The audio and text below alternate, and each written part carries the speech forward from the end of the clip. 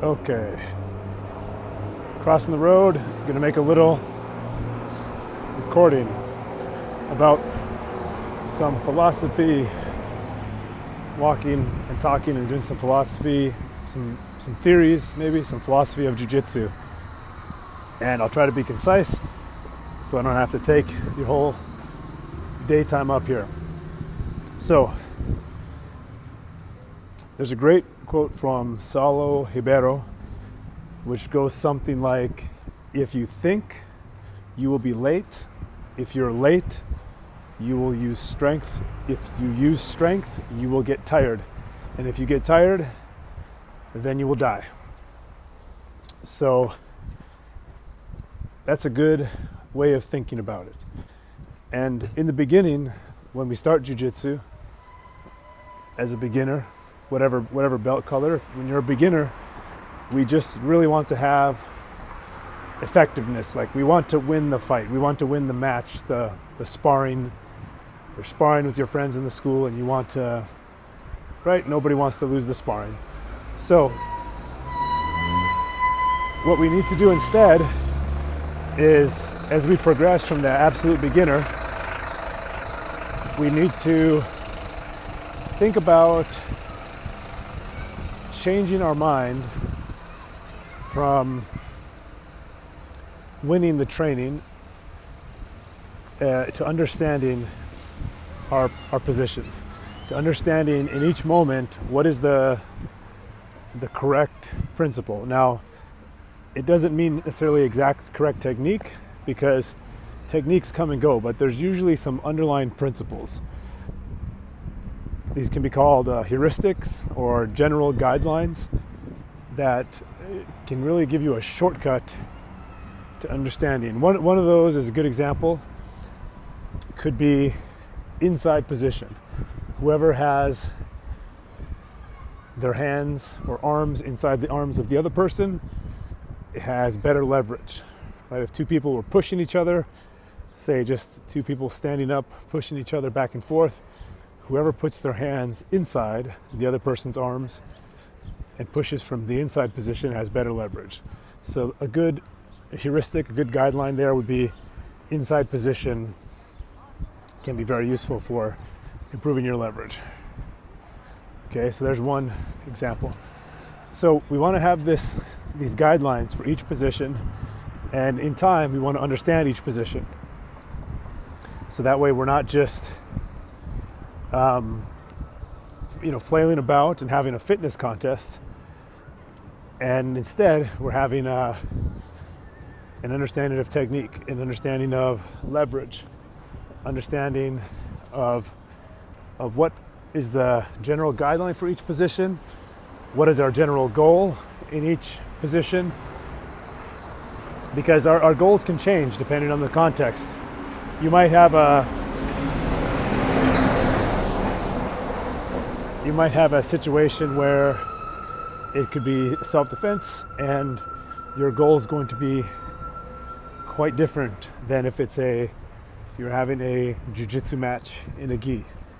You might have a mixed martial arts fight and your goals there would be different than in the jiu-jitsu match or in the self-defense.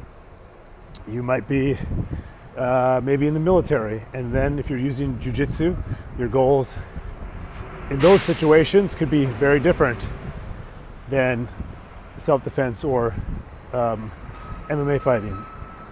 You could be a police officer, and the way you use your jiu-jitsu there, you have different goals. But these guidelines, these principles will sort of remain regardless of what your goals are. Inside position, controlling the end of the lever, certain concepts and goals, guides will remain regardless of what the context is. Okay, so that is something to think about. We don't want to just try to force and impose our will. And for example, when I start training and I notice the young guys always want to if I have an advantage over them in a technique, they want to try to go faster. Well, I'll just do this escape faster and stronger than before. And if I do this technique faster and stronger, then it may work for me today. So instead of that, it's thinking about not how fast you can do it, but how correct you can do it. And what are your guides? What are your goals? What are your general rules, your heuristics, your guidelines for what you're trying to accomplish? I've heard another good quote that says, precision beats power and timing beats speed. So if I do something that's correct at the right time, if I do it correct at the right time, it's going to work better than doing it incorrectly really fast at the wrong time. So something for you to think about, right? Trying to do the correct technique or the correct strategy at the correct time rather than trying to do, maybe it's good, maybe it's bad, but you're just trying to do it as fast as you can. And that's often not the best use of your energy. You might win a fight today, you might win many fights that way, and I have too. I remember through my years doing so many, cardio training, running hills, CrossFit, weightlifting, every kind of training you could imagine, right? But none of those things were actually making my technique better. It made me more effective to win a particular match, but it never actually got me better at understanding what I was trying to do.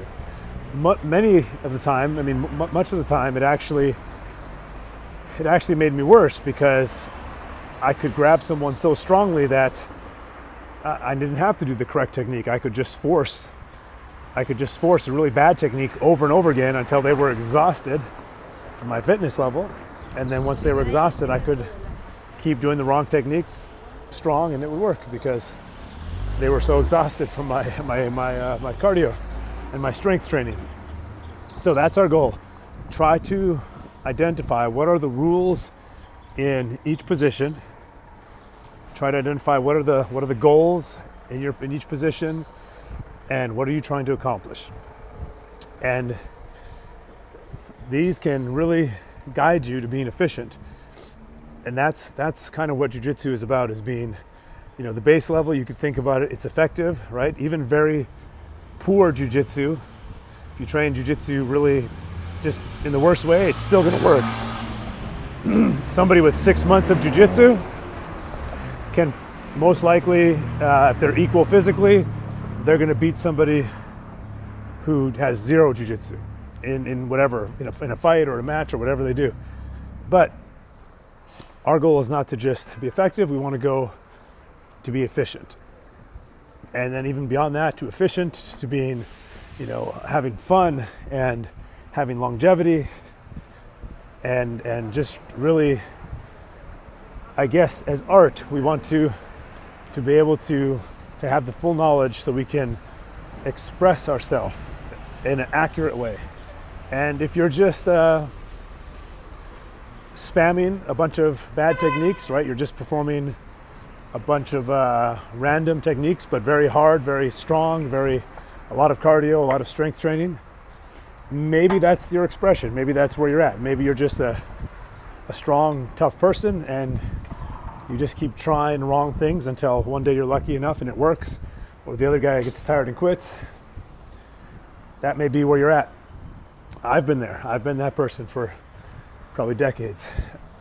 But now I think about it differently. Now, after 20 something years training, I think about it now I try to do the absolute minimum amount of strength, the absolute slowest technique. I try to do as slow and as perfect as I can. So I'm aiming for perfect technique with the least amount of physical attributes. I still have a little bit in the tank, but I'm saving that for a real life situation. I'm not going to class to overpower my sparring partners. Leave a comment wherever the hell you want to do if this is interesting to you, and I'll talk to you later.